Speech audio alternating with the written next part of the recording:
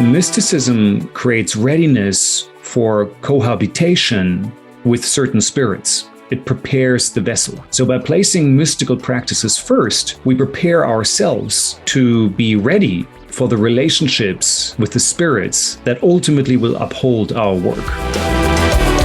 Salutations, listeners, and welcome back to Glitch Bottle, the podcast where we uncork the uncommon in magic, mysticism, and the generally misunderstood. Today, we are so excited to discuss Holy Heretics with magician and author Frater Ocker.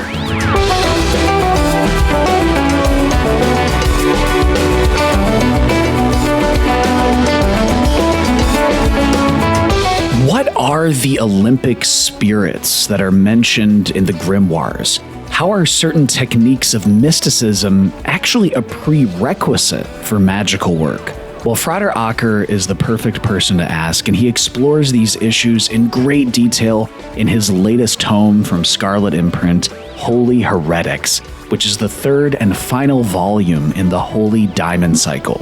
Frater Ocker has stopped by the podcast before, but for those who are joining us for the first time, Frater Ocker is a lone practitioner of the magical and mystical path. Since 2009, he's been the author of theomagica.com, where he shares in-depth magical blog posts, essays, and other valuable resources. And in 2020, Frater founded Paralibrum, an online site that offers in-depth, independent reviews of bibliophile occulture together with Frater UD.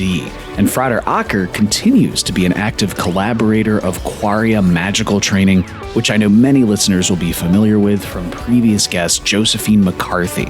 Frater Ocker holds an MA in Communications Science, Intercultural Communications, and Psychology, as well as certifications in Systemic Coaching and Gestalt Therapy, and he studied Western ritual magic in theory and practice at Imbolc. And Frater's also been actively involved in magic for more than 20 years.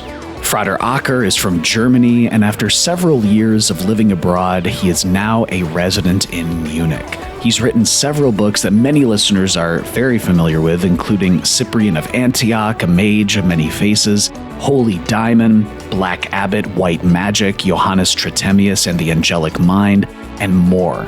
That includes his latest tome from Scarlet Imprint, Holy Heretics. Blending occult philosophy, magic, and mysticism, Frater Ocker guides the reader through the centuries with a series of practical exercises and rites which ultimately restore the powerful Olympic spirits to their original magical context.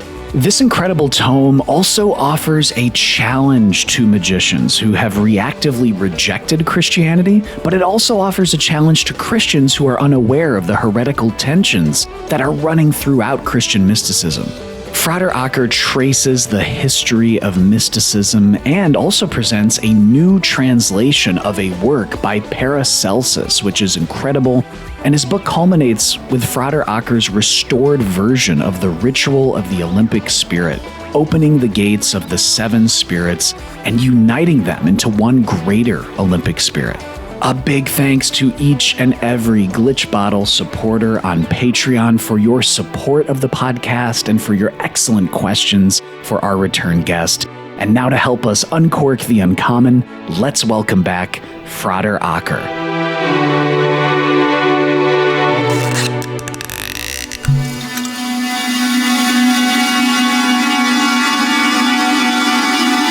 Frater Ocker, thank you so much just for taking the time and stopping by the Glitch Bottle podcast again. Really appreciate it.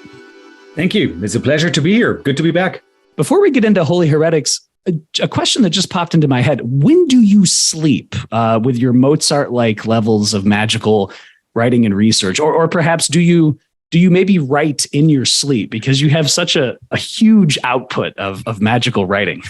Thank you. No, it's the other way around. I sleep quite regularly, I would say, my 7 hours each night or so. But I've always been absolutely terrible at partying. So I think I probably cut out all the time that other people use to party. I also am, I don't know whether it's fortunately or unfortunately, I just have no interest for watching sports or following any sports. So whenever I'm in social contact, I realize, man, I'm really saving a lot of time, not watching sports and just really concentrated on that. I think the other thing that helps me is that I think I have a really efficient rhythm. So, and I try to stay in that rhythm as much as I can. So I don't need to find slots to write, slots to meditate or whatever, because I stay in the pattern as much as I can. And that has worked quite well. So, Frater, here you are sharing again one of your wonderful tomes. And can you share with us about Holy Heretics? What was the genesis of this specific tome, especially being the third and final volume in the Holy Diamond cycle? How did this come to be? Well, so just like the prior two books, I don't really feel that I wrote these books by myself or alone, but with the spirits with whom I'm working. And when I finished writing Black Abbot, White Magic, I immediately started writing this book. There was like no intersection in between. And I remember how visually I saw that book, Holy Heretics, in front of my mind's eye. I could very clearly see what this book should be. And what I really saw in my mind was time. And it was a vision of time and how I needed to embed myself or extract from that timeline pieces of magic that I felt had been forgotten or overlooked. And when I look back today, I see that these three books that form this Holy Daemon cycle, they all stand at the intersection of time and magical practice. So in Holy Daemon, we start by exploring how the Holy Daemon was perceived in various cultures over history, and then we move on towards our own practice. And in Black Abbot, we really focus on Trithemius and, the radical new way in how he tried to reinvent magic in his own time. That was radical back then. I think Holy Heretics is the most daring of the three books, or the most daring journey. And we go all the way from the very early days of organized Christianity to probably the 16th century, towards the end of the lifetime of Paracelsus. And I have to call out that I myself am not a Christian. I do not identify with the Christian creed. I actually don't identify with any labels, really, because I work with the spirits and they don't really do labels. So I don't see a need why I would need to.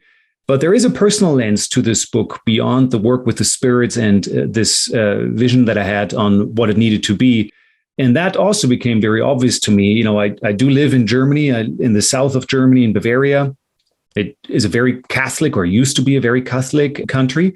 And so when we do day trips or hikes or, walk around a lake, you're constantly surrounded by magical places of a lived culture that is very deeply steeped in Christianity. So you come across in every little church, you have relics and you have adorned skeletons and you have crypts and caves and coffins. So it's actually quite intense. I did realize that there was a disconnect between the magic that I practiced, which had very little to do with Christianity, and this history that I'm surrounded by, physically entrenched into. And I wanted to overcome that. I wanted to find ways to reconnect and find ties between what I'm doing already and what I have been doing magically, and how that fits and blends into these relics, these Christian relics that I was surrounded by. So in a way, I was conscious it's kind of a reversal of the appropriation of magical knowledge and magical techniques that originally happened by Christians, and they kind of exploited it to bring it into their own new creed. But today, a lot of that past seems very far away, and it's actually, as I found, easier, depending on where you come from and where you live, it's actually easier today to access it through what is present right here in front of you. And that often, in many cases, at least here where I live, equally, I would think in Italy, Spain, all these countries that have a strong Christian heritage, it is useful to access magic to the material remnants that you're surrounded by. Frater, as well, just to follow that, when you talk about these themes that are so present throughout your work, this vision of time, this element of recovery, and really finding those threads and tracing where they weave and unweave and intersect. One of those key elements that you just touched on is the techniques of mysticism. And you say that the techniques of mysticism are both a prerequisite in many ways for the workings of magic, but it's also one of the most often missing elements in serious magical practice. So can you share with the listeners some of the broad strokes about what are these techniques of mysticism and why are they so important for people? Yeah, happy to. And I want to prefix this by saying that all labels are misleading. And yet, when you want to learn a craft or skill, you probably need to stop by a couple of labels and look into what is behind them in order to learn that craft or whatever it might be. So mysticism is a label, magic is a label, philosophy is a label. They have very useful things to offer. They have also huge detours to offer that hopefully we don't get stuck in.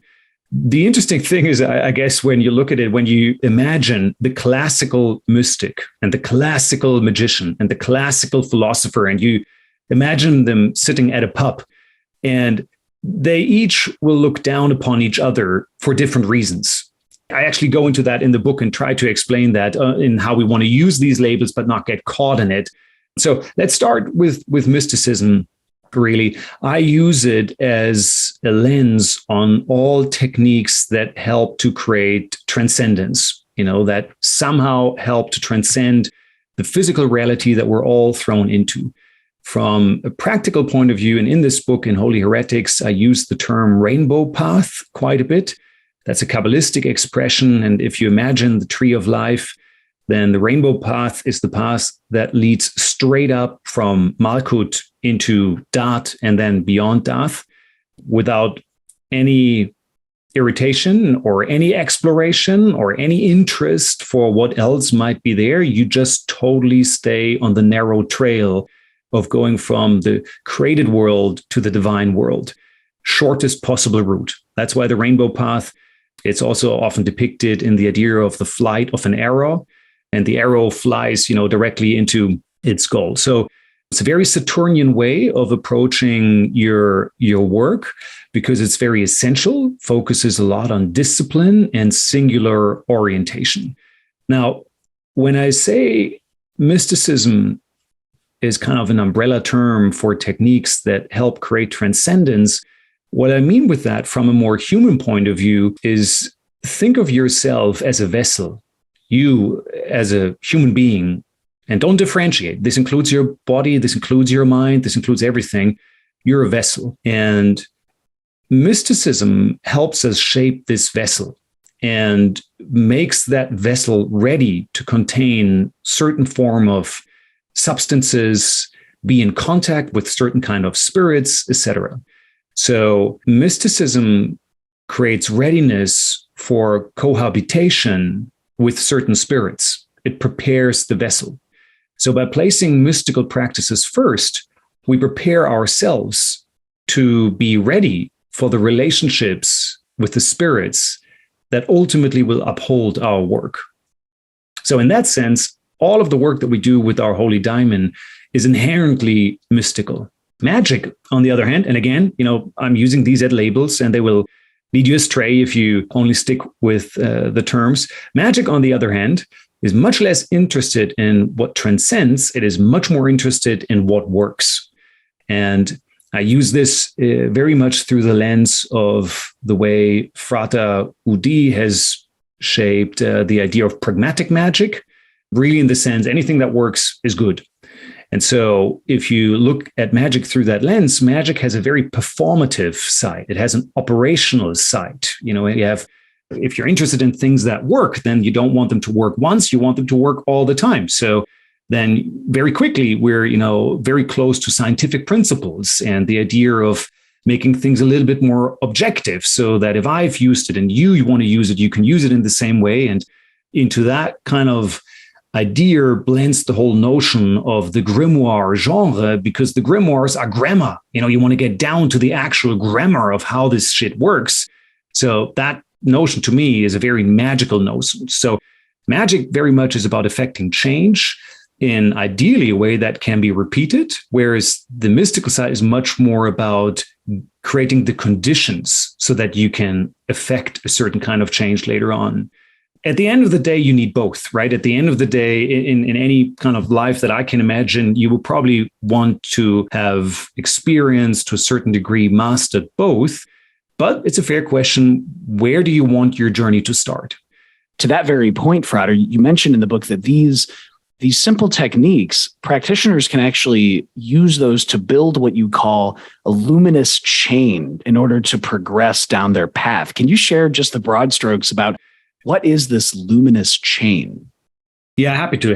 And let me go one step back before that and just explain what I think has been missing in many primers on magic slash mysticism. When you look at Crowley's book 4, or you look at the teachings of Franz Bardon, early 20th century primers, you actually do find a lot of body work. So when I say we're preparing the vessel, you could say, well, Crowley is teaching a lot about asanas and pranayama and tratak, and so does Bardon. So there's a good amount of stuff that is meant to be preparatory for the work that comes later on. I've gone through a lot of this training and found it hugely valuable. So I'm not at all, commenting on this from a judgmental point of view. I'm just commenting on it looking backwards and how I would position this differently with the experience that I have today. From my viewpoint today, a lot of what Crowley and Bardon and others at the time, lots of German magicians as well, described was very reductionist. It was very much about controlling your body, controlling your mind. It's almost like the same sense with which many of us might go to the gym today. It's about building muscle, building this. And, do this often enough, repeatedly, have discipline, strengthen your will, and then you will build the muscle. So it can create the notion or the idea that your body is a storage that contains a soul, a mind, whatever else. And all of these things are independent tools at your service that you need to sharpen and strengthen, like an armory almost. Now, that's not entirely wrong from my experience. Yes, discipline will help you a lot on that path, but there's a very essential component missing, and that's the spirits. And that is where I think we'll need to talk about Paracelsus, and I'll get to this and the idea of the luminous chain in a second. But the idea that you can sit down and train asanas for a year, and then after that year, then you draw a magical circle on the floor, and then you begin to work with spirits. That's ridiculous, because the spirits have been there all the time. When you sit down and do your asana, the spirits are already there. They might not give a shit about you doing an asana, but they're already there. Now, the spirits are actually in your body. They're in your cells. They're in your blood. They're in your mind. You cannot think a single thought without interacting with spirits. So what is missing in these primers that I know many of us are still opening for guidance is the idea of an ecosystem and the importance of cultivating relationships and interdependencies from the very moment you set out on your path. And that is where I'm trying to offer a slightly different approach, maybe, and maybe trying to transcend the idea of pure body work. I want to get into mysticism first. Let's prepare your vessel. And this is mystical work because it involves spirits. It doesn't just involve you. Effectively, Frater, correct me if I'm wrong, but you're effectively, challenging and shattering that kind of linear expectation that people have, where first I need to practice meditation for a year, or first I need to memorize a grimoire, and then I need to get my tools, and then I need to step in a circle. This is saying, no. From the very beginning, there's this holisticism that's simply just emanating in every moment from even before you decide to practice a specific path. Yes, exactly. Like the world hasn't exactly been waiting for you to arrive. Like the world has been around for a very long time. Spirits haven't exactly been waiting for you to show up. Now, not all spirits are there all the time. They are in their habitats, in their locations, but the place that you're in right now is pretty crowded with spirits. So I think that is a very helpful starting point, and that I do think should introduce a logical beginning for our work to engage with the spirits who are already there, not with any kind of exotic names that you read in a book and, then you go and conjure them. Show a little humility and a little pragmatism and work with the spirits that are there already. So let me get into that and let me try to explain this idea of the luminous chain. And this is now really interesting territory. We're getting into Paracelsian language and Paracelsian magic here. And in the book, actually, the whole Paracelsian material comes up in the second part when we really get into magic. But I want to talk about this early on because I think the cosmology, the idea of how Paracelsus thought about the cosmos and humans within it, and the makeup of the human in particular, is very, very telling. And it offers a beautiful access route into Christianity and Christian mysticism if you approach it through a Paracelsian lens. Possibly because he was hated by all kind of formalized churches in equal terms. He was always entirely by himself. He probably didn't help himself and did a lot that led to that reality as well. But he was fiercely independent, and he really approached things from the viewpoint of, if it doesn't work, I'm not interested in it. So let's go on a little mental journey to anchor ourselves in how Paracelsus thought about a human. So imagine yourself in a circle. You're sitting in the circle in the center, and around you on the outside of that circle, there's a series of animals. Any kind of animals, doesn't matter which one you're imagining, wolves, hares, pigs, maybe start with the local animals that you have where you live. And all of these animals are staring at you, and all of these animals want something from you. A wolf wants you to be wolfish, and a hare wants you to be harish, and a pig wants you to do pig things. So they all want you to become an expression of their needs. Now, behind that circle of these animals, there's another circle, and that circle really surrounds you with 7 lights. And these 7 lights, imagine them in different colors. And these 7 lights are constantly weaving their light, and they're producing these animals. So the light doesn't do this by itself. The light works with the 3 principles that Paracelsus has set out, sulfur, mercury, and salt, that work with the elements. But ultimately, what's important for us right now, you're in the middle, you're surrounded by the animals. Behind the animals are the 7 lights. And what is in the circle, in the center, is not your mind, is not your soul, is not your body. It's all 3 things at once. So there's your body, and it is through your body that you really begin to experience this reality. It is through your body that you discover urges to behave wolfish and urges to behave like a lion or like a deer or like a hare. All of this is not something that we need to think about. We feel it, we sense it, it's in us. So if we want to go on a mystical path and begin to transcend some of these things, we have to face and befriend these animals first.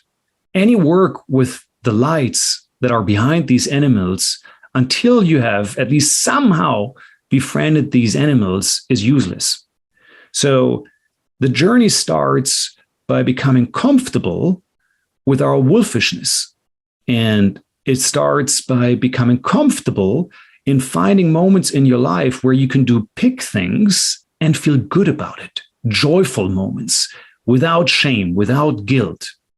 So if you can not tame, I'm not speaking about taming, but if you can encounter these animals on eye level, and together you find ways in how you manifest yourself in that animal, then over time, they start being an obstacle to the actual mystical work that you want to do. Now, weaving yourself into this luminous chain that you mentioned and that I mentioned in the book is the idea that you're befriending these animals to such a degree that you're living within them in a tribe. Now, it's not a tribe of the same animals, it's a tribe of very, very different animals. And you're also part of that tribe. Now, you're not the head of that tribe, you're just part of the tribe. But if you can imagine that tribe to be somewhat functional, and on a good day, harmonious, and you kind of get along with each other, which is very, very hard to achieve, then we're ready to do some mystical work. But nothing happens until you've befriended some of these animals. That is so powerful. So it really is an invitation to effectively break down the mental silos that we have in terms of I'm here, the animals are out there, the specific resonances that we identify with are out there, and really getting to a point where by identifying with them, you can then transcend the perceived barriers. This is interesting. I was exchanging emails with a very well-known author on Paracelsus, an academic professor who has written about him. And I was mentioning some of these ideas. And he said, well, I've never heard or read anything in Paracelsus about this. This sounds very strange. And I said, isn't it fascinating how rich this material from Paracelsus is? Because here he is, an absolute beautiful professor. I love his books, fascinating books. And yet he mentions nothing of what I've just described. But I can give you all the quotes of where this is in Paracelsus' work. And I'm giving you all the quotes. I actually give you the translations of it in Holy Heretics. So Paracelsus is very explicit on this. He has a very vernacular language. He says most people don't understand what it means to be human. And they say, oh, that person, is courageous like a lion, or that person, is not courageous like a hare, and runs away, or that person is mild like a sheep. And he said, well, all of that are virtues that have nothing to do with being human. These are virtues that die when you die. These are attributes, maybe, characteristics that we as humans have in common with the animal realm. And so they're important, and you need to make a choice whether you want to be courageous or not, and mild or not, or gentle or not. So you need to develop a relationship to your inner sheep and lion and wolf and all of that, but it's nothing to do with being human. And that's where the book sets in. Paracelsus has a very elitist and arrogant view, you could almost say, of what it means to be human. What he thinks it means to be human is to merge yourself again with the Olympic spirits. So I'm not saying that this is how I think about what it means to be human, but Paracelsus, in his own way, had a very high bar for what it means to actually become human. As you mentioned, Paracelsus was operating outside of the magisteria of any religious structure. He was, as you mentioned, courting controversy in many spheres. And to that element, to that theme of challenge and controversy and challenging the ways that we sometimes become petrified in our thinking, in your tome, you offer a challenge to two different broad groups, but you offer a challenge to magicians who have reactively rejected Christianity, and a challenge to Christians who are unaware of these tensions, these heretical tensions that are pervasive all throughout Christian mysticism. Can you share about what are these two challenges, and what are some of the misconceptions behind how people might think about these? Yeah. So I should probably start by saying that this is also a challenge to myself. While I don't identify with any label, I do identify with the group of people that got killed by the Christian churches over the last 2 millennia. And so when I visit towns and cities, close to where I live, and I read how many witches were burned there, or people who were thought to be witches, and then I see how much money the Christian church, the Catholic Church in particular, is making, and that they have never acknowledged this, and how much was lost during these centuries, my inner wolf comes out, and it doesn't get pretty. So I'm challenging myself to tame that inner wolf and not forgive. This is totally not about forgiveness, but to become a seeker of understanding.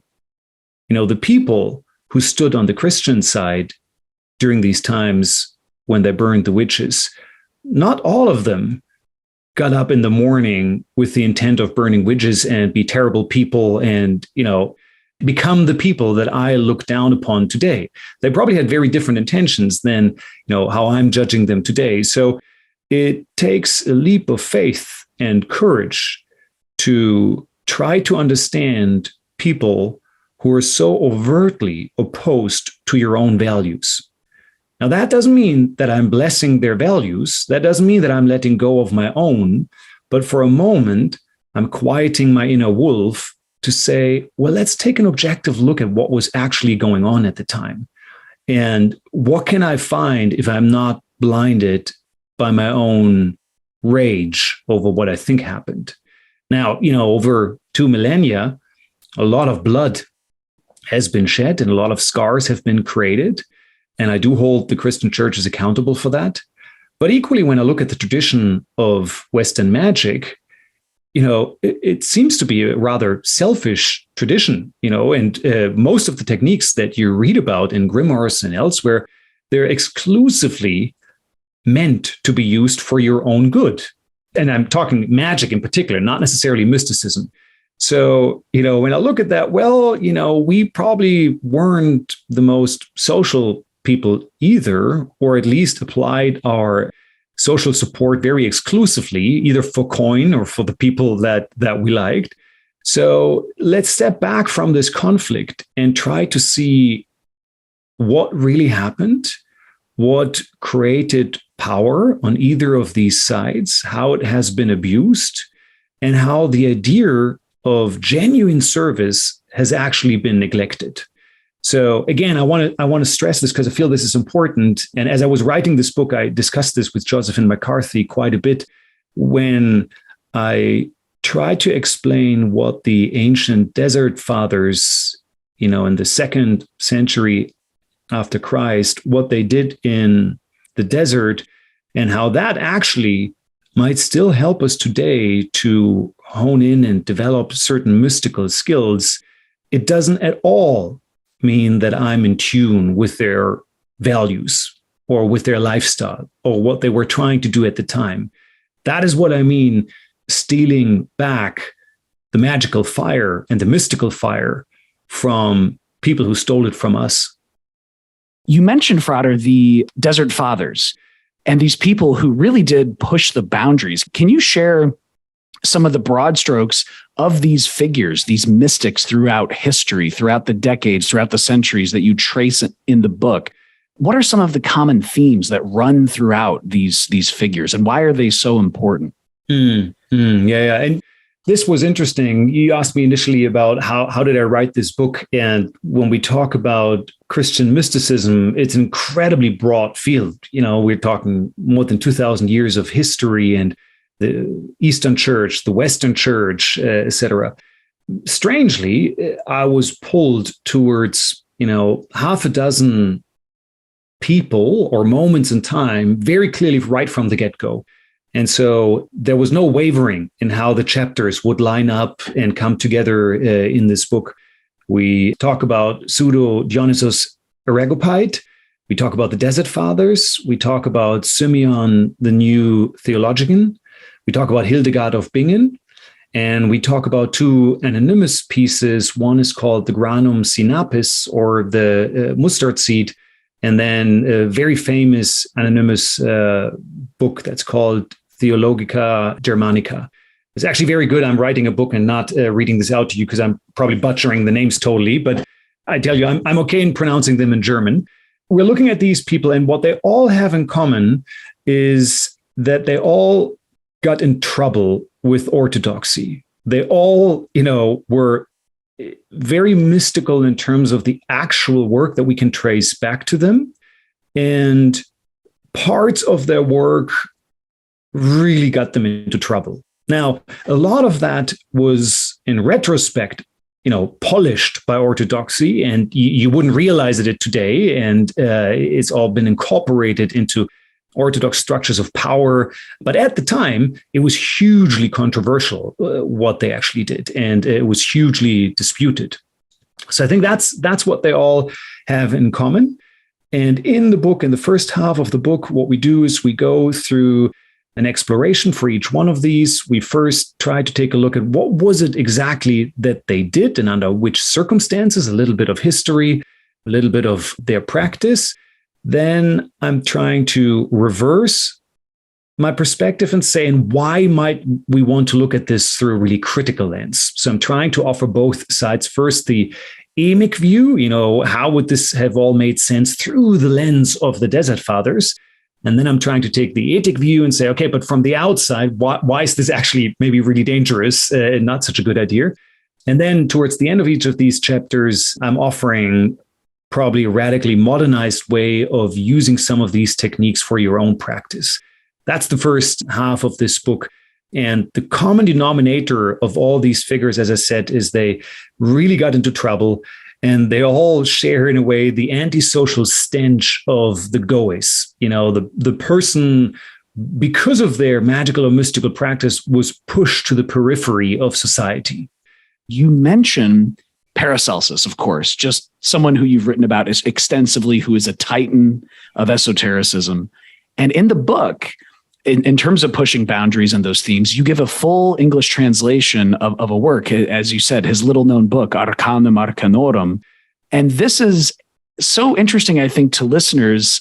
And I think this is why you'll enjoy picking up Frater's book, among about 85 other reasons, is because for those who are interested in materia magica and unique ways of application, this specific translation is a celestial rite to summon both one's holy diamond and the 7 Olympic spirits, specifically using a magical bell. There are listeners who are familiar with, for instance, like the Solomonic bell and other things. Can you share with us about the Arcanum Arcanorum? What should listeners know about this? Holy Heretics, when I finished writing it, immediately challenged me to write the next book, which is about the Olympic spirits specifically, more extensively, the history, the applied magic. So there will be another book after Holy Heretics, probably my largest book yet, to delve really deep into Paracelsus and the Olympic spirits. And there's another book called Ingenium, which looks more at what I mentioned earlier. What is it that Paracelsus thought creates humanness? If it's not my wolfishness, my harishness, what is it exactly? What's the human quality? So these 2 books are very closely related to Holy Heretics and only came about because of me writing it. So before I answer your question on Arcanum Arcanorum and this manuscript, let me just share a little bit more perspective on early Paracelsianism. So at the time that he died, because this is kind of the time from which this manuscript emerged, I think listeners should understand a little bit of the circumstances there. So Paracelsus died, 1546, I believe. And during that time, very little of his works were actually published.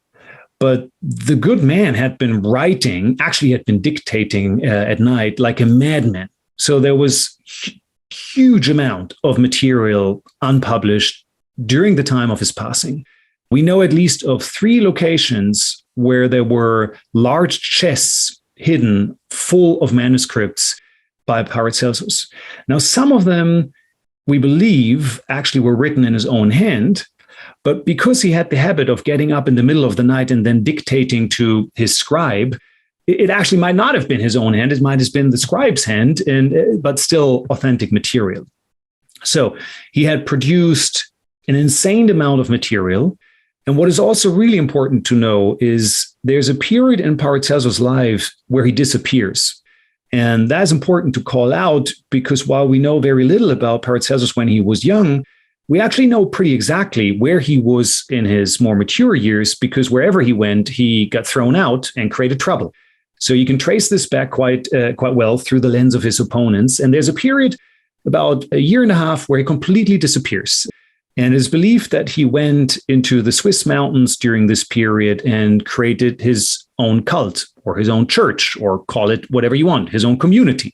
But it was a group of spiritual practitioners. There were also farmers, normal people, because we have a letter at the end of that period where he departs from them and explains why he believes he still has work to do as a medic and needs to get back into his medical practice, which also tells us that he didn't do medic during this period. Back to the moment when Paracelsus died, there's this huge amount of material lying around in these chests. And when it was found in the 70s of that century, or at that point it became published then, you could largely split it into 2 categories of material. There is medical documents of Paracelsus, cosmological documents, some divinations and prophecies, and all of these got published by one Johann Huser in the 1570s and 80s in the first collected edition. Now, there's a second pile of manuscripts, which really forms Paracelsus' spiritual work and his theological work. And that was so radical heretic that at that point, nobody dared to publish it. These materials actually went unpublished up until 1960s, when for the first time they were published in print in German editions. So the reason why I tell this is, imagine you live around the year 1600s and you try to make sense of what Paracelsianism really is. Of course, you got a lot of printed works at the time, which are, medical and somewhat heretical, but you also have people walking around who, were students of students from Paracelsus. And they actually might, have taught very different things or additional things than what we find in these books. So by the time that we reach the 17th century, early 1600, 1601, there's a huge amount of what academia today calls pseudo-Paracelsian documents. And it's very hard to differentiate which of these might have actually stemmed from Paracelsus' own hand, and which of these were forged, and which of these were actually written by his early disciples after his death, absolutely in his own spirit, but not by Paracelsus. So, very complex. Now, luckily, we can make this very simple, because through a magical lens, everything that works is good. So we don't need to worry too much whether Paracelsus wrote it or not. What I worried about in writing Holy Heretics is it authentic and genuine when you consider the cosmology and the worldview that we encounter with Paracelsus?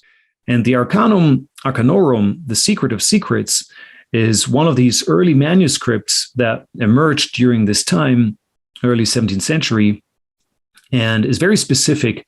This is not very long, it's relatively short, and we find it in the literature traveling together with the Arbatel. So in catalogs or in books, you would find them printed side by side. The Arbatel became quite well known, actually very well known. The Arcanum Arcanorum, not so much. Frater, that's fascinating about the Arbatel connection, because so many listeners out there are very familiar with the Arbatel. And I think for many, that's the first time that they're introduced to these Olympic spirits. So that's fascinating that they were kind of bundled together in that. Yeah, exactly. So, and also this is important. We get into this in my Olympic Spirits book. At that time, the late 16th century, early 17th century, the Olympic spirits from the Arbatel are really only existent in the Arbatel, and then in a very small amount of manuscripts that are very tied to early Paracelsianism. When you think of Solomonic magic and later grimoires from the 17th, 18th century, some of them pick up the Olympic spirits as well, but that happened way later. That did not happen that early, because they were an invention that came from the Arbatel. They didn't exist before the Arbatel. So the Arcanum Arcanorum is a very simple and yet a rather unusual rite. It explains how to create two magical bells, one for the Olympic spirits and one for your holy diamond. It explains how to create 7 different types of inks. And then the practitioner is meant to find a quiet room, temple, whatever you have, prepare a table, put candles on that table, put paper on that table, put the ink on that table, the 7 different inks actually, and have a quill, virgin quill. And then you summon all the 7 Olympic spirits at once. And in the ritual, it said they will then speak to you. But obviously, speaking doesn't make any sense with regards to why did I need to prepare the ink? The idea is, that is implicit in the document, that you as the practitioner sit down at the respective places of the Olympic spirits where you conjured them, and you write with the ink of that planetary spirit or the Olympic spirit.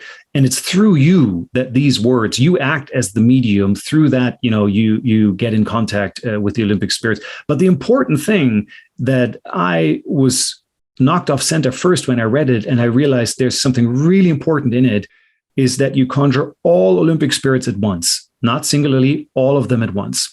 And that ties into how Paracelsus described the nature of the Olympic spirits, because that's actually where they stem from. I earlier said that the Olympic spirits stem from the Arbatel. That is true when you consider their actual names and their sigils, Aratron, Fool, Hagit, etc.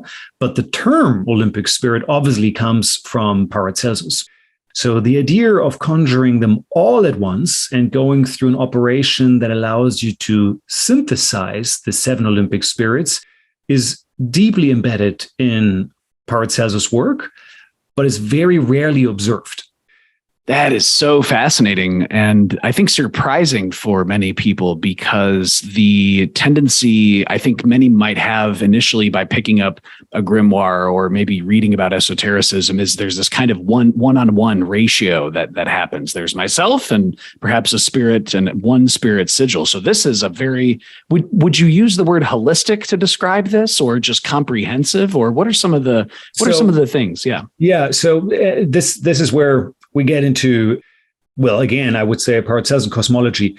So Paracelsus was extremely clear in the use of the word microcosm. And he always spoke of the idea that there's an outer firmament, sky, and there's an inner firmament or sky within the microcosm. So each one of us holds their own inner firmament within them. And that's not a metaphor to Paracelsus. That's an actual lived reality.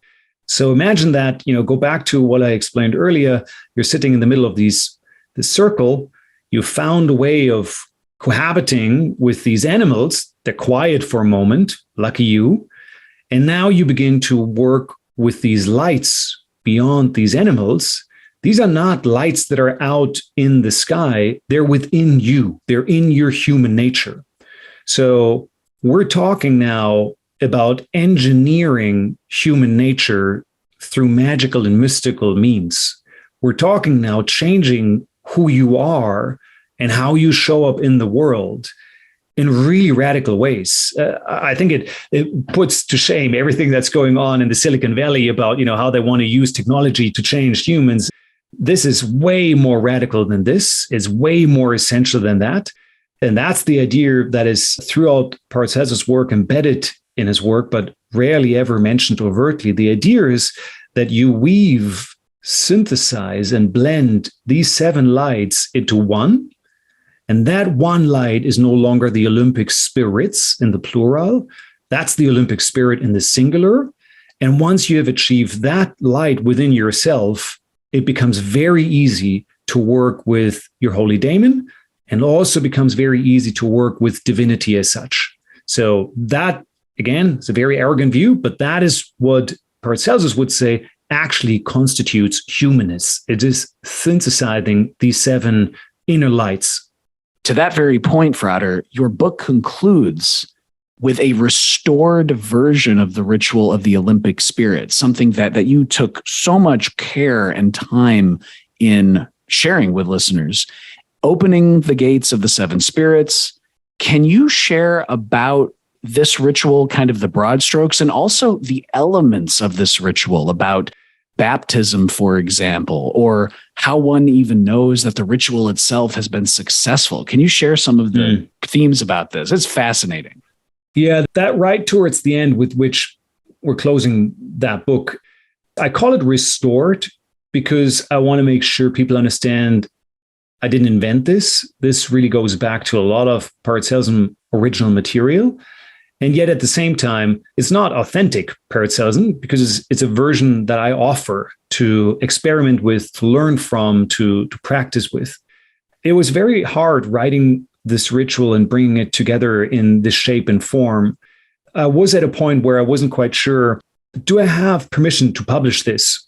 Paracelsus had gone at great length to not publish this, and he had only hinted at it in his many, many books. And I give plenty of quotes and translations directly from Paracelsus.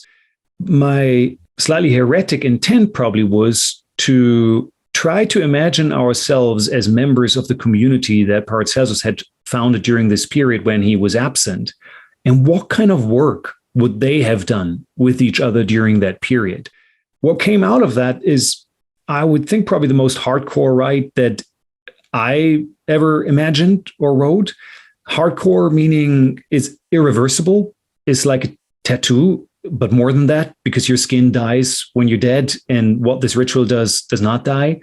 So it's a kind of rite that I would think few readers will actually do, and the ones who will do it will only do it once. If you mess it up the first time, you might do it a second time. Well, once it has clicked, once it has worked, there's no need to go back and do it again. So the rite is super simple, actually. I went through multiple versions of it. Josephine McCarthy was a great help in getting it to its final form. And with each iteration, it became simpler and simpler and simpler. So if you observed someone doing this right, you really wouldn't observe anything spectacular whatsoever. And I was very focused on not allowing any kind of man-made orthodoxy to creep into this ritual. So we're using barely any paraphernalia at all. You need a bell, you need a room, you need a candle, and off we go. I'm interested to see what people will make of it. Would love for readers to reach out when they've practiced it, also when they've adopted it and made it their own, just like I did. But it's pretty hardcore, and I would not recommend jumping to that rite and just experimenting with it without having read the book. I think reading the book cover to cover is absolutely essential to actually be able to synthesize the work in that way. If you do jump ahead, you probably just find the rite very boring because it doesn't feature fireworks or demons. So you probably might not be very interested in that. Going through your tome and reading it, it's almost like there are these little feeling tones or resonances where you'll be reading a paragraph and then all of a sudden there'll be something. There'll be either a phrase or a word or something that'll click from, a couple chapters back where you're like, and there's this interesting synthesis. Just even reading it is, to me, a very magical process in and of itself. I recall we've all gone through 3 pretty shitty years, I guess, at this point. And I recall when I got my first COVID jab. When was that? That was that at the end of 2020 or beginning of, I don't know, whenever it was, right? We all remember when we got our first COVID jab. And I remember it was beautifully organized here in Germany. I was queuing for a long time. And finally, I got into this little tent and the doctor was lifting up my t-shirt and he just put in this little needle and we were done in less than a second. It literally did not take any time at all. And I wasn't thinking, I just said to the doctor, oh, that really was nothing, was it? And the doctor said to me, oh, it really isn't about the volume of serum that we, inject. Immunity comes from microdoses. And that really, really stuck with me. And of course, that's a totally commonplace for anybody who studies virology or biology or so. But I'd encourage us to think about this from a magical point of view.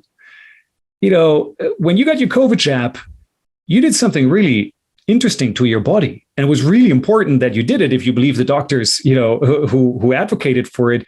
You can do really small things in magic, like lighting a candle and saying a few words. And you might get hung up in things that are irreversible.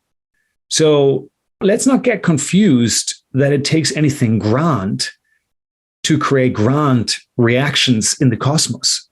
Isn't that in the movie Prometheus, where they say big things have small beginnings? It's really through that lens, that I would look at this ritual and the magical work. Big things have very small switches to switch them on. What else should listeners keep in mind, Frater, as they open the book for the first time?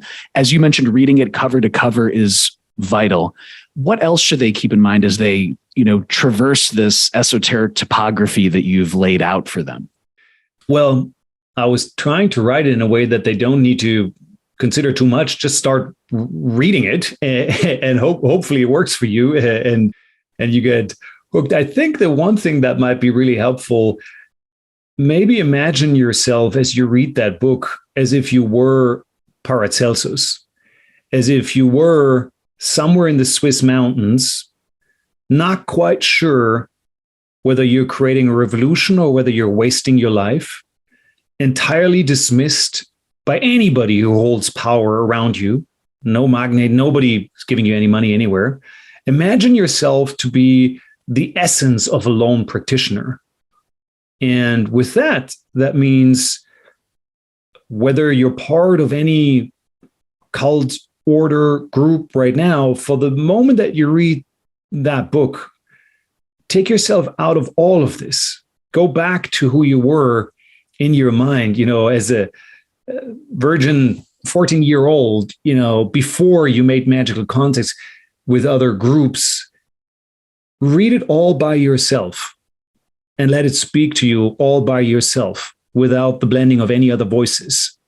That might be a little bit too much to ask, but I think that would make for a great reading experience. We do have a listener question for you, Frater, from Andrew Nichols. And Andrew is asking and saying, I wonder if Frater Ocker plans to ever complete the Arbitel cycle. His descriptions of the first 6 rituals are so fascinating and generous in their meticulous detail that I have to ask, even though he has very, very clearly articulated his sound questioning of the necessity of doing so. Sometimes I ask myself that very same question, will I ever go back and do that last ride?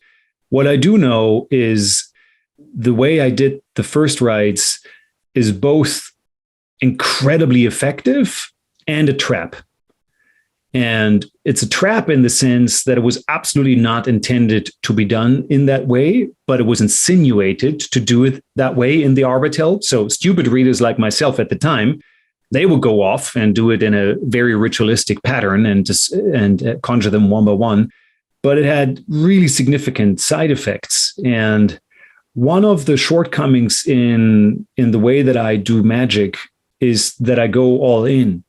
I don't necessarily use triangles of the art or anything. So whatever I throw myself into, I come into full contact. Now, that's stupid when you work with certain kind of spirits and you don't want to do that. But as I said at the outset, I try to work with the spirits that are already there, that are around me, powerful beings in the wind, powerful beings in the earth. You just stretch out your hand and they're there. With the Olympic spirits, it's a little different. They're very easy to work with when you work with them in your inner firmament, when you work with the versions that are within you. But that's not what I've described in these ritual in the Arbitel cycle. What I've described in the Arbitel cycle is going out into the outer firmament and actually working with the spirits that are up in the cosmos. And these spirits, these beings have no clue what a human being is. They don't need to have that because you have a version of them embedded in yourself. And if you're smart, you work with that. But if you want to go out and you want to work with these materialized forms of them on the outside, it is incredibly dangerous for your human form because you're not meant to come in contact with them. They're not any more powerful than the version of them that you hold inside yourself. So that's why I'm saying it's a trap. You can do the same thing much smarter. It just won't look as cool probably. And you can't post the pictures that I posted or stuff. So from a teenage point of view, you want to go and do the outside work. From a bit more grown up point, I think you want to do the inner work because that's how magic is meant to work. We have another listener question for you from B. And B is asking and saying, hi, Frater. Each of your books has given me at least one unexpected insight into magic and my relation to the path or a confirmation of a key or something that I would consider to be of much greater value than the price of your books. I want to say thank you for sharing your insights and perspective. My first question is, in Rosicrucian magic, Frater, you provide a ritual which prepares a seedling, which can then be planted in the cross of the elements. You also give a nice starting point and framework for some of this work in the following chapter. So B's asking, Frater, I'm wondering if you could say a bit more about how you view this process unfolding in the longer term over years, for example. Thank you for the question. I would actually direct that person towards Holy Heretics as well as to the books to come, Ingenium and the Olympic Spirits book, because I, of course, have learned while I've written these books and practiced differently. So what you will find in these books are iterations of that work through a more Paracelsian lens. And I think they will answer that question. So rather than trying to recapitulate here or give an answer in how they would look in a more mature form, I actually think I've put that into the books to come. Absolutely, Frater. And we do have another follow-up question for you from B that touches along similar themes. And B is asking, if this work, the cross of the elements, inherently leads towards a more animist worldview, how important would you say is guidance at this stage, either from a contact or a teacher or both? And how do you envision the role of the holy daimon or angel through this process? That's a multi-layered question. The term guidance here is really important. And then the question is, from whom do you accept guidance? The listener was mentioning from a more animist worldview. I think I'd be careful with the term guidance or accepting guidance in that sense. I would hope that you can encounter the spirits within this animist cosmos eye to eye. And that means you don't guide them and they don't guide you. But you might end up in an exchange and you might be able to treat really valuable information, knowledge, insights, etc. But don't accept any power hierarchies. When you engage in dream magic, in the beginning of dream magical work, you really just get to experiment with, lucidity and all these things. But there's one paramount rule. You never allow a being to kill you in your dream. Whatever happens, you will never be killed in your dreams. Now, at least that's how I was taught dream magic. And that's not to say that you won't be hurt, that you won't transform, etc. But killing is something different. You never allow a dream being to drag yourself into death. So it's through that lens that, I think we can all meet on friendly terms until we can't. But I wouldn't accept the word guidance, more exchange. Now, the holy daemon is very different. The holy daemon is more me than me. The holy daemon is the essence of what I once was and will be. So I'm in a relationship of unconditional guidance or service with my holy daemon, but my holy daemon has very, very little interest in my mundane life. Like whether I do the groceries today or tomorrow, whether I buy a house or sell a house, that really isn't interesting for the holy daemon. It's other things that the daemon would be much more interested in. So I think guidance is necessary, but not necessarily unconditional unless it comes from a source that you accept unconditionally. So be careful, but also don't be too careful because you need to take some risks. Wonderful advice. I know I can certainly really appreciate that too. Frater, as well, we have a listener question for you from JT Lopez. And JT is asking and saying, Frater Ocker, what are your thoughts on the spiritual successor to Franz Barden, the Austrian magus Emil Stenyar, and his Gnostic Hermetic school of thought laid out in his 13 books, Magic and Mysticism in the Third Millennium? Thank you. Yeah, that's very simple to answer. The short answer is awesome, is absolutely awesome. What Emil Stenyar has done is incredible. And I owe him a lot in the way that I was able to approach Holy Heretics, equally the other books. I draw on his insights quite a bit. I think he was really able to help frame a language that allows people to understand why the spirits are embedded into you. He really helps us overcome the Manichaean reflex of separation of body and soul, etc. Now, does it take 13 books to express all these ideas? Probably not. Some of it is redundant, but then, do we all understand everything we need to understand when we read it the first time? We probably don't. So from a human point of view, it's probably quite helpful to read all of the books. I love the work that he's created. I'm also friends with Walter Ogris, who's close to him, and the work of Walter Ogris is absolutely one of a kind in terms of the amulets and talismans that he does. So I have huge respect for both of them. Frater, too, we have a few listener questions for you from Lucid Themes. And the first question is, hi, Frater Ocker. Lucid says, might be a bit of a personal question, but I was wondering, Frater, why you decided to leave Imbolc after reaching Adeptus Minor. Yeah. I think I actually explained that in one of the books. It was very simple. I had studied with Imbolc for 10 years, very intense. And Imbolc has an awesome curriculum. It's uncompromising. You follow the curriculum, and that is amazing insofar as it is very broad, very deep. It instills discipline. So I loved it. I came to a point where I no longer was able to follow a curriculum because I was working in service in partnership with my Holy Daemon, and I needed to work with the ideas that the Holy Daemon manifested in my life. So you can't kind of follow two curriculums. You can't follow the curriculum that Imbolc has, and at the same time, the curriculum that my Holy Daemon was creating for me in real life. So that's why I left. Frater, earlier in the podcast, you traced out the magical view versus the mystical view, and personal responsibility and service to others versus kind of, you look at the historical grimoire tradition, there's, this kind of selfishness that's there. And to that point, we have another listener question from Lucid Themes who is asking, what are your views, Frater, on results-based magic? Do you think it's a misuse of personal responsibility? Well, it's an ethical question. I don't think I have a moral opinion on that, one way or the other. I don't think I'm judging anybody who's using it or judging anybody who isn't using it. I've made personal decisions around it. My personal decision is that when I started out learning magic, the whole pragmatic school of magic was incredibly helpful because it cuts through all the bullshit and just gets to the actual practice. And if you've grown up anywhere similar to how I've grown up, you grow up with the bias that inherently deep inside you tells you that magic actually doesn't work. And it's all Harry Potter and it's all rubbish and you're wasting, you're fantasizing. Results-based magic is awesome to cut through these illusions and these inner voices and to create results to tell you, no, that actually just worked. So shut up.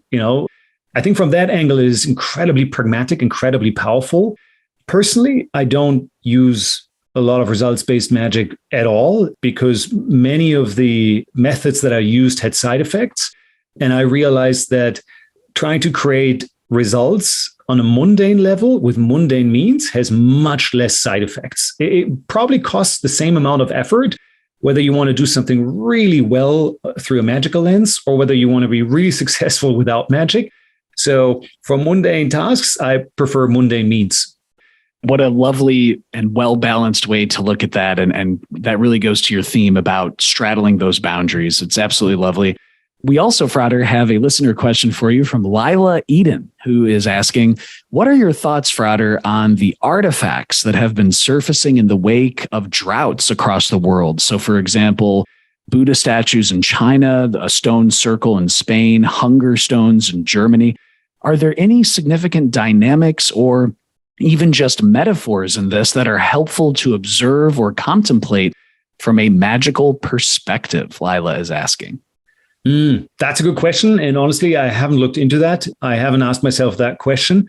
I think through the lens of that question, I'm more busy today trying to understand what's the magical meaning of COVID?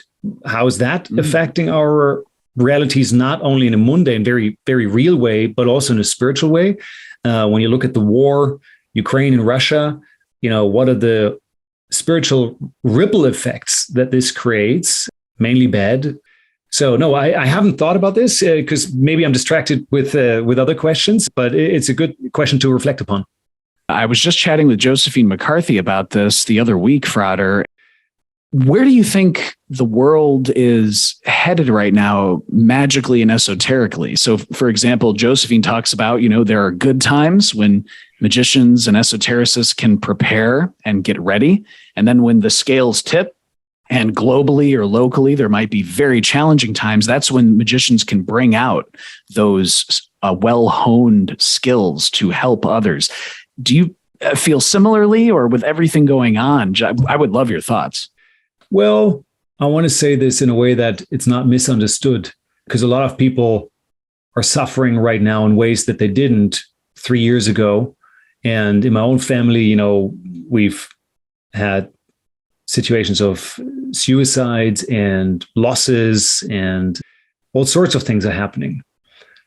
So I want to be careful in how I say this, but one of the beautiful things of reading up on the 16th century is to realize is that actually the kind of shit that they went through pales everything that we're going through.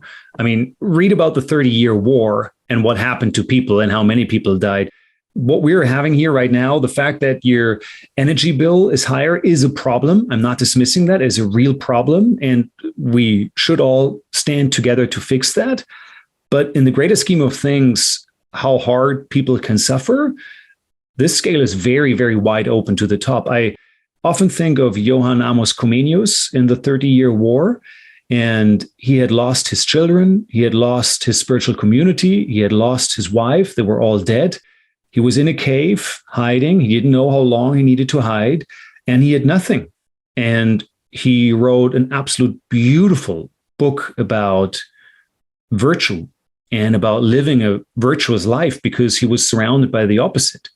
So I think Josephine is probably right. There's a time to prepare, and then there's a time where you need to show up and be ready. I still think we got plenty of time to prepare. Things aren't as bad as people think, but they are worse than what they were. And so we need to wrestle with that and come to terms with that. Now, I am professionally even spending a huge amount of my time talking to people about their well-being, how to build up resilience, etc. So I'm not at all dismissing all of that, but I actually think it's a very helpful and very sobering thought to say, first of all, things will get worse. What we're having here today in 2022 is not the end of the ladder into chaos and change and all of that. So don't hope for anything magically, pun intended, to happen to kind of dissolve this pain. This will get worse. Now, as it gets worse, how do you want to show up? How do you get ready for this? I spoke earlier about the habits and the rhythm that I keep myself in to just show up kind to people around me, and to myself even.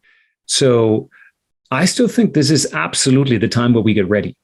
Thank you for sharing that. That's wonderful. We also have a listener question for you, Frater, from Amy D. And Amy is asking, greetings, Frater Ocker and Alex. Thank you both for your wonderfully generous and nourishing work. I am currently undergoing a very large and often extremely painful tattoo. I have been fortunate to cross paths with magically minded tattoo artists. She talks about tattoo gods. And when we first met, she explained how these gods lead clients to her for a reason. The tattoo gods communicate to her as she works, especially signaling when it's time to end the session. So Amy is saying, if I'm done with the pain in a particularly grueling session, but the tattoo gods are not, she'll let me know. I always listen to her and them and continue with the process, and it's proving to be profoundly transformational for me. And Amy says that during the long hours we spend together, I'm learning a lot about tattoos in terms of history and culture. This particular artist has lived an incredible life and has had the opportunity to meet and learn from tattoo artists in Japanese, Maori, and Kenyan traditions. And it seems to me, Amy says, that tattoos have a long history of magical usage in countless cultures over the world. So Amy's asking, I wonder, Frater, what your thoughts are on tattooing as a magical process. And would you be able to describe any of your own tattoos and how they work magically? Yeah, great question. Well, if they're tattoo gods specifically, then I think they're also grocery shop gods, and they're also, fuel station gods. And I wouldn't put tattooing on a pedestal in any way. And I'd be careful with the tattooist who says, I know you're really in pain, but the gods don't allow you to get up. Like if I'm in pain, I get up, or I accept the pain and I stay there. Pragmatically, I would answer for the first series of large tattoos that I got. I was very adamant not to take any painkillers because it felt very, male to go through the pain. And then they got so incredibly painful, especially when I had my entire chest done and other areas, that I reverted to painkillers. And I would wholly endorse painkillers when you go on your tattoo experience. So, yeah, it totally is a spiritual experience. Absolutely. And it's also a totally mundane experience. Whichever way the tattoos on your skin will be gone when you're burnt in the urn, but they have real significance until then. So I'm in two minds about this. First of all, I realized the less you bring magical intention to your tattoos, the more you liberate the artist in the tattooer. And I've realized that actually the tattoo artists with whom I've worked, they're awesome. And the best results we've achieved when I just came there and I offered myself as a canvas and said, you just go, just do what you need to do. So I recall my first tattoo design, I had developed that over 4 years or so. And I went to a great tattoo artist. His name is Thomas in London at the time. And I showed it to him and he looked at it, glanced at it and said, yeah, well, that's shit. And I had developed it for a year. And I was like, well, okay, well, what do we do then? And he said, well, get rid of it because we're not going to do this. This is rubbish. It's going to look shit on your body and blah, blah, blah. So I do experience my tattoos as a very spiritual experience. They're liminal moments. There's a before me and then there's an after me. But have I found ways to express this, articulate? Could I write an essay about it and really point you to what is going on in these moments? I cannot yet. I have another big appointment coming up for my back. So maybe after that, I'll know a little bit more, but that's it for now. Thank you, Frater. And actually, Amy has another related question. Amy D is asking and saying, I live in a Celtic area of Great Britain. Coincidentally, Amy says, I learned at my last tattoo session that Great Britain originally meant great land of the tattooed people, from the Greek pretanoi, meaning tattooed people. I probably will never live anywhere else, as I am very connected to the land here, the valleys, the hilltops that surround my small town. And Amy is saying and asking, based on listening to some of your experiences, Frater, I've recently been keeping my senses alert for caves or other areas to do deeper practice, but I am yet to find any. Do you have any advice, Frater, techniques or practices to aid in finding caves or areas for magical work in nature? Thanks again to both of you. And thank you, Amy. This goes both ways. A place will be magical once you've done magic in it. So you can go on a car park or into your local park, and once you have been there at 2 a.m. in the morning and done your rite, that car park is transformed. At least for you, it's transformed, but probably also for the spirits that dwell there. So do you want to wait until you find the perfect place, or are you going to take the place and create it? Now, at the same time, totally right. I've done that as well. I've looked for places that already are magical. The easiest way to do that is to drive somewhere where you encounter as little people as possible, and then ask the spirits to guide you, and then just go on a walk. If you can, stay in vision while you're walking. So see what's happening magically while you're walking, and then just walk and see where they guide you to. Now, be careful, because who's guiding you?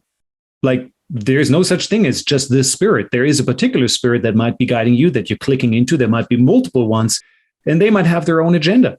Maybe they're guiding you to a place to, clean it, or, because you're going to get ill there, and that illness is really important for you. But everything has an agenda in nature. Everything has an urge. Everything has a wolf or a hare or something in it. So be mindful of that. Frater, I am scratching the back recesses of my under-caffeinated brain. So correct me if I'm wrong, but I remember one of the first appearances on the podcast, you shared about how you went into the forest and you found a specific plant, and you were looking at this plant saying, oh yes, invite me in, take me in. And then you did some research and found out that if you were to put this in a garden or to bring it in, it could have a tendency to really disrupt things. Is that right? That's right. But this particular work that I did in a cave in the Alps, that I just read about this cave, that it was somewhere, but people deliberately didn't give away where it was because they didn't want there to be any kind of tourism or so. So I had a spot that was, I don't know how far close it was to the cave, but it was the spot that was mentioned closest to the cave. So I wrote there. It's about a 2-hour ride from where I live. And then I went into vision and I called for that cave and said, well, show me where you are. And if we're meant to work together, then you need to show me. And within 30 minutes, I had found the cave. So this is not me being awesome in this. This is just how things work. You can do this just as much if you're meant to work in that space. It could have also happened that I didn't find that cave and I might have found something else. Maybe a formation of rocks, maybe, something else, maybe something with a particular view or water or a wellspring. I don't know, but you will find what you're meant to find. We have a listener question for you from Kisa, who's asking, Frater Ocker, what do you think about demonolatry? And on the other hand, what do you think about constraining and cursing spirits, for instance, in the Lemegeton's Goetia rituals? Have you ever cursed a spirit? And what's the best approach with spirits for getting results? Yeah, well, I will have to admit, I don't know what demonolatry is.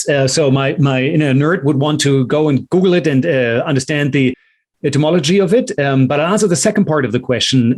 Have I ever cursed a spirit? No, I haven't. Have I ever cursed a human being? No, I haven't either. I've shouted at human beings and argued with them. I actually haven't shouted at spirits. So you could argue I'm more well-behaved towards spirits than I am towards human beings. Again, I want to bring this back to the question, what kind of spirits are you actually working with? And I just in my life have found absolutely no need to work with the spirits that we find in the Lemegeton or in the Solomonic magic, with some exceptions. So think about you going on a walk in nature and how you would behave towards nature. Is there something that you need to force to do something while you go for that walk? What kind of walk is that? What kind of person are you in that walk if you need to force a river to do something? Or no, you blend in, you try to understand, you try to become a part of it. So I think where I'm at odds with this whole idea of coercing something is the very foundational purpose. What kind of magic are we actually talking about? And the kind of magic that I talk about is becoming part of something. It doesn't stand in isolation. It's not attempting to colonize something.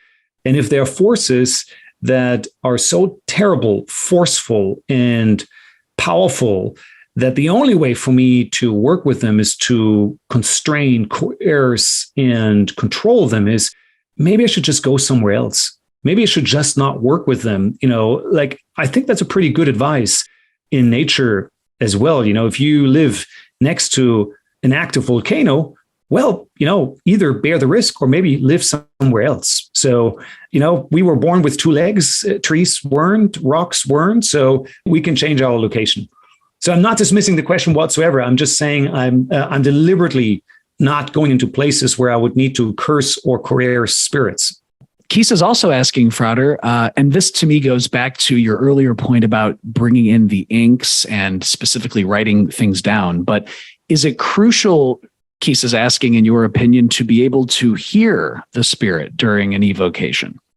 Yeah, that's pretty essential.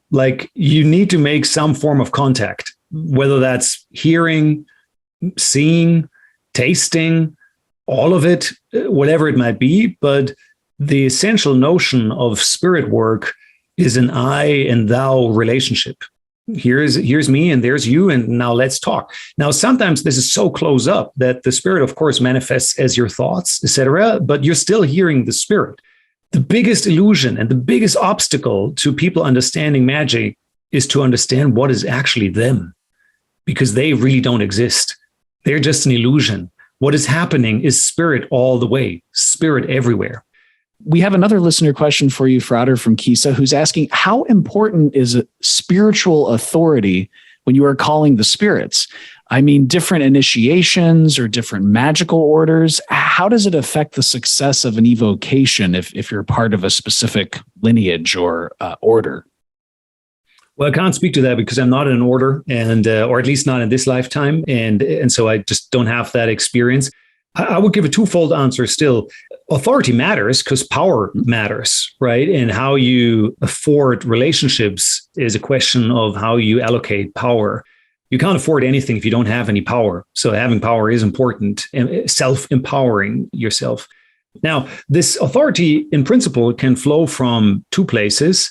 The ordinary, normal place is that there's any kind of particular spirit or being that grants you the authority, whatever kind of being that might be that you invoke. But you as a human aren't really equipped to do anything great and magical, but you work through spirits. The other way would be that you don't show up as yourself, but you show up as all humans at once. You show up as an embodiment of your species. And that is a very powerful moment that happens in a lot of rituals. That happens in a lot of interactions with particular spirits because they don't see you. They don't see Alex. They don't see Acha. They just see human, like in the singular. There's only this, and time doesn't matter. There is just one human. And so both of these routes can grant power through spirits or through the species. That word tribe is coming to mind again when you were talking about the animals in that first ring of the circle. Just such an incredibly powerful thing. Frater, as you've touched on earlier in the podcast, you're always working on so many things. I mean, I think you mentioned 3 different tomes and books and projects.